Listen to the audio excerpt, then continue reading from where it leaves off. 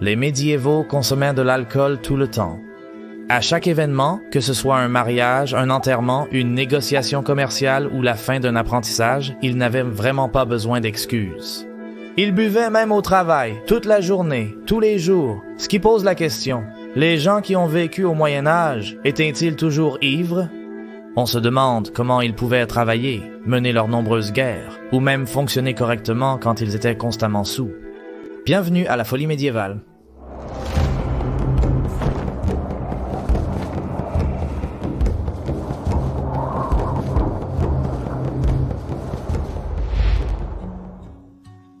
De la bière à profusion, mais aucune à boire. Au 14e siècle, la brasserie était une occupation courante dans les villes et villages d'Angleterre. La bière était vendue dans les maisons et dans les rues. Les jours de marché et de foire, l'alcool pouvait être acheté aux étals, entraînant davantage de brassage et de consommation. L'achat et la consommation d'alcool étaient considérés comme une nécessité plutôt qu'un luxe. Pour les gens plus aisés, il y avait des auberges. Vin rouge. Apparus au 12e et 13e siècle, principalement dans les villes, ils employèrent de nombreuses personnes pour servir leur riche clientèle. Dans l'auberge, les serveuses, appelées tireuses et chambellans, satisfaisaient tous les besoins des clients. Même le palefrenier était là pour s'occuper du cheval de l'invité. En 1578, les magistrats de York ont insisté sur le fait que tous les aubergistes devaient avoir au moins 6 lits convenables, décents et honnêtes pour les invités. Ces personnes avaient de l'argent et provenaient des classes marchandes ou professionnelles. En 1390, un homme nommé John Preen était à Londres pour affaires de l'université d'Oxford. Il a logé dans une auberge de la paroisse de Saint-Bénet. Sa chambre a été cambriolée pendant son absence, et la somme considérable de 200 shillings a été volée en pièces et en obligations. Une somme énorme à l'époque et l'équivalent de plus de 6500 livres aujourd'hui, ce qui ne fait que montrer le calibre des clients qui fréquentent ce genre d'établissement. Les négociations commerciales avaient souvent lieu dans les auberges. En principe, le commerce devait se faire uniquement sur le marché, où il était taxable et réglementé. Malgré cela, de nombreuses personnes ont conclu des contrats dans les auberges et ont trinqué pour fêter ça. La plupart des gens ordinaires ne pouvaient pas se permettre de payer les vins et repas somptueux des auberges. Les tavernes étaient un mélange entre l'auberge et le bistrot à bière modeste. Ici, ceux qui avaient un peu plus d'argent dans leur poche pouvaient acheter une coupe de vin. Les tavernes étaient essentiellement des maisons de boissons pour les riches et les amateurs de bon vin, comme l'a si bien dit un pèlerin. Une taverne sur Paternoster Row à Londres avait 2 étages avec 30 sièges à chaque étage. La galerie sur Lombard Street avait, je cite, 8 tables, sièges et tréteaux, pots et barils de vin rhénan, gascon et de malvoisie. En 1330, pour tenter de ralentir la culture de la boisson, le roi Édouard II a décrété qu'aucun vin à moins de 3 pence le gallon ne devrait être vendu parce que, je cite, « il y a plus de tavernes dans le royaume qu'il n'y en avait auparavant ». Un verre après le boulot. Après tout, les brasseries étaient pour le peuple. Sombres, humides, sentant la bière rassie, avec des joncs au sol, ces endroits bruyants étaient remplis de rires, de contes extravagants et de chansons grivoises. Ils existaient simplement pour le divertissement des masses et étaient remplis à ras-bord de tout le monde et de n'importe qui, des charretiers et des charpentiers aux vidangeurs de latrines et des marins aux prostituées. Pour le peuple, il existait d'autres boissons alcoolisées que la bière. Le cidre brut était produit en abondance dans l'ouest et le sud de l'Angleterre. À la fin du Moyen Âge, au manoir d'Alkeston dans le Sussex, plus de 500 gallons de cidre étaient fabriqués chaque année.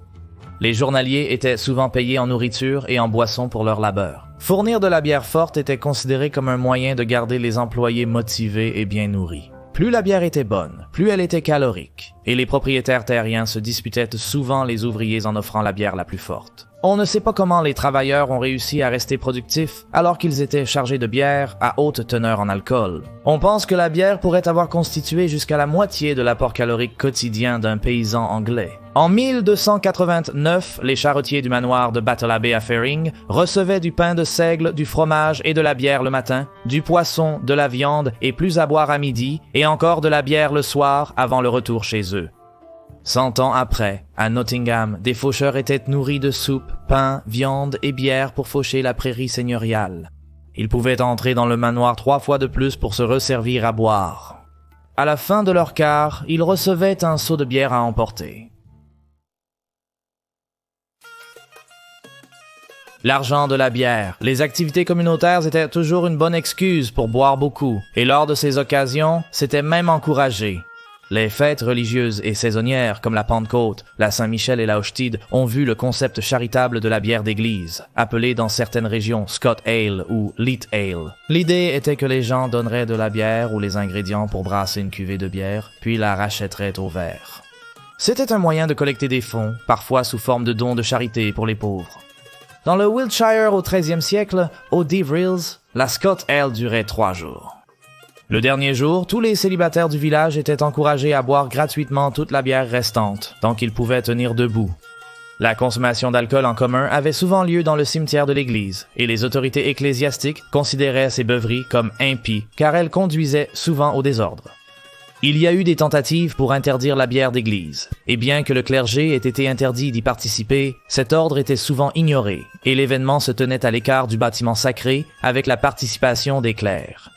L'archevêque Langham est allé jusqu'à exiger l'excommunication de quiconque participait à, je cite, ces beuveries communes.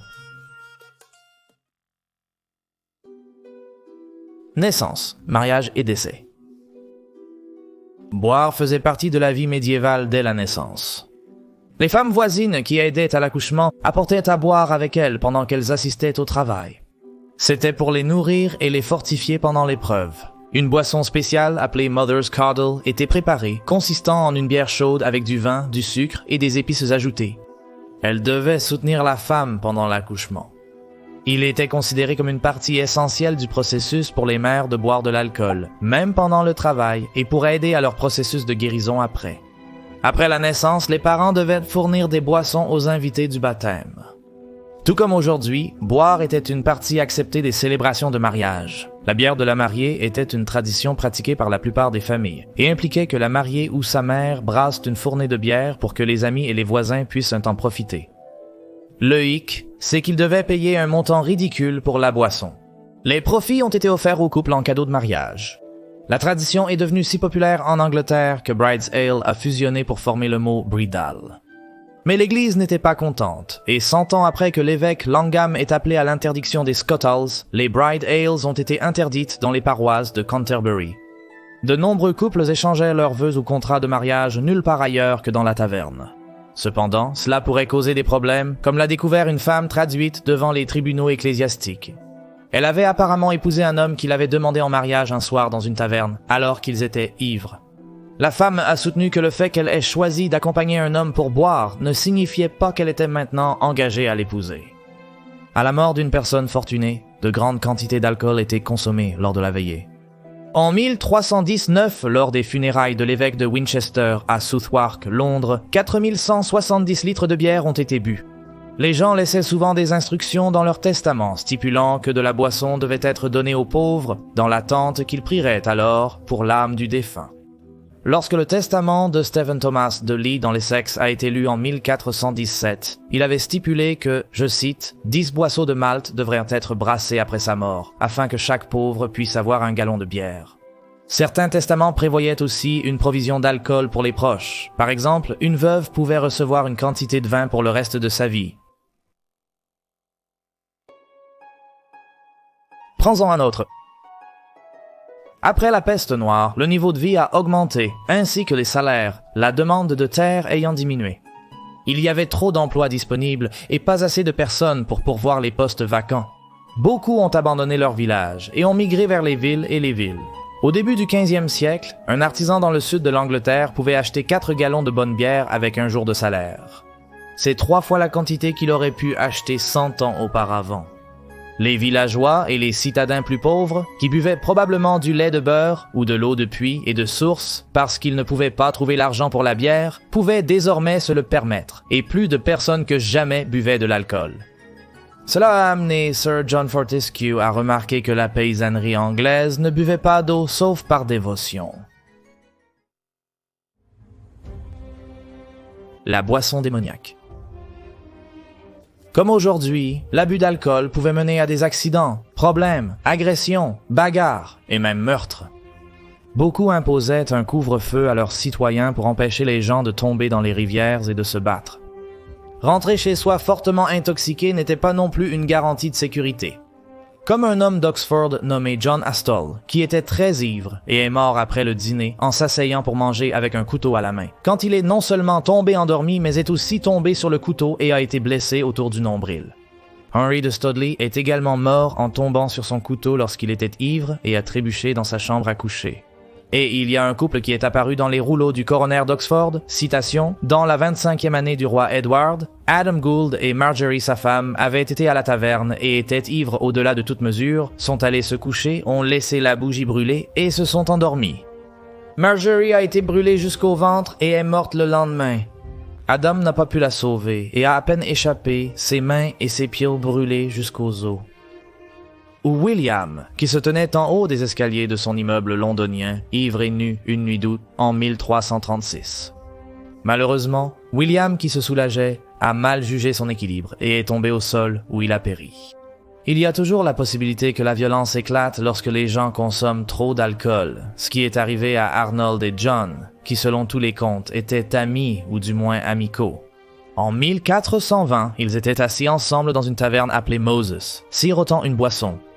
Peu de temps après, le ressentiment s'est enflammé. Sous l'emprise de l'alcool, Arnold a été très grossier envers la concubine de John. Offensé, John a sorti son poignard et a attaqué son compagnon, le clouant au sol de la taverne. Puis Arnold a sorti son couteau et a poignardé son ami, le tuant. Pour les médiévaux, boire et l'ivresse faisaient partie intégrante de la vie sociale. L'Angleterre n'était pas surnommée la joyeuse vieille Angleterre sans raison. Merci d'avoir regardé cet épisode de Folie médiévale. Abonnez-vous si vous aimez ces vidéos. À la semaine prochaine pour une nouvelle vidéo. D'ici là, passez tous une excellente semaine.